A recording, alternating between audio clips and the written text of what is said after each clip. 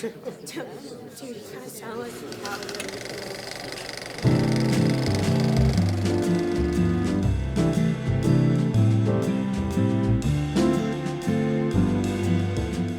You are listening to Real Teens. Are They at the Cinema?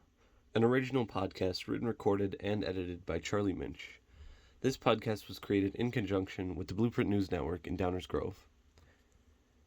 The theater is a unique experience. We've all been and enjoyed our experience, but we've all seen a nearly empty theater and wondered if the industry will keep going strong, especially with one of its major audiences, teenagers. In the past few years, watching any kind of produced content, movies included, has changed drastically. For many years, home media has existed, but in recent times the world has become able to watch anything, anywhere, whenever they want. Streaming services may be replacing previous home media formats, but will they replace theaters as well? That's what I want to find out. According to the graph labeled Leading Motivations for Gen Z to See Movies in Theaters in the United States, from September 16th, 2021 on the statistics website Statista, the leading choice driving Generation Z to the theater is the variety of movies, with premium screen formats and inexpensive tickets tying for second. From this, we can extrapolate that teenagers do care about what movies are in the theater, and it is what causes them to go or not to the theater. Gimmicks like 3D or IMAX do bring in customers as well, but the reason people go or not is down to the actual movie they're seeing. In an article from June 2nd, 2017 by Amy Kaufman, senior entertainment writer at LA Times, Teens at the Multiplex, Why Some of the Young Are Returning to the Theaters, she explains that throughout the 2010s, the amount of teenagers and young adults going to the theater has risen, and in the article describes an anecdotal experience as she observed a group of teenagers having a full theater experience, interviewing them throughout.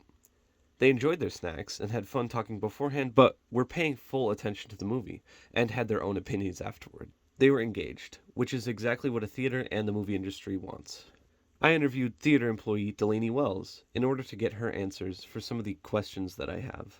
Here she described to me the average theatergoer she sees coming in. Our average customer tends to be like middle-aged families with their children and then parents.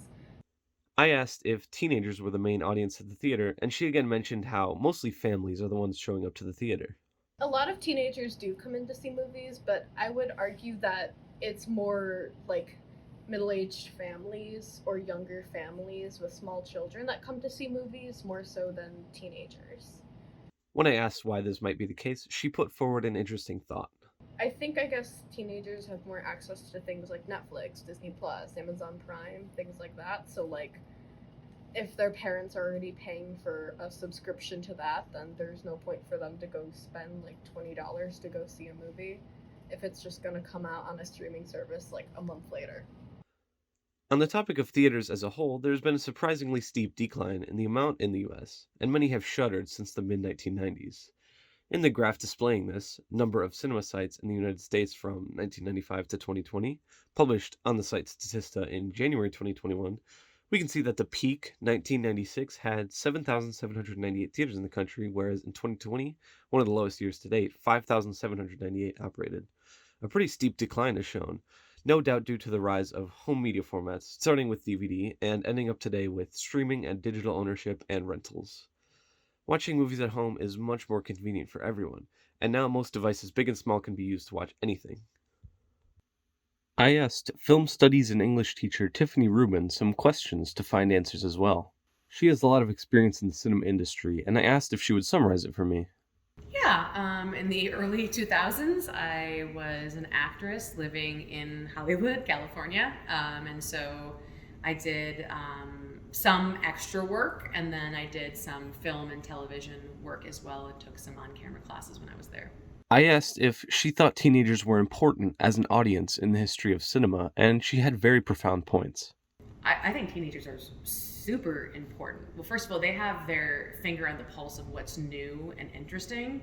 And so when a director and a screenwriter can pick up on that and turn that into something, I think that's super important. I also think teenagers make up a lot of the box office numbers.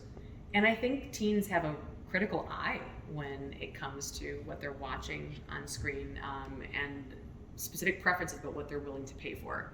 finally, the last statistic I found also came from Statista, titled Number of Drive-In Cinema Sites in the United States from 1995 to 2020, from August 12th, 2021. Similar to the theater graph, it shows a steep decline since 1995, and I wanted to hear what Ruben's opinion on this decline might be. I would say in terms of drive-ins, there are certain movies that are best seen in drive-ins. You don't want to watch ones that are going to take all your concentration because you're not going to get the best lights, and there's lots of things. But it's such a fun communal experience. I think it's totally different than going to the regular movie theater, and I would recommend them bringing it back. Despite their numbers dwindling, things clearly aren't all bad for theaters, and doing well when it comes to the number of teens in the audience.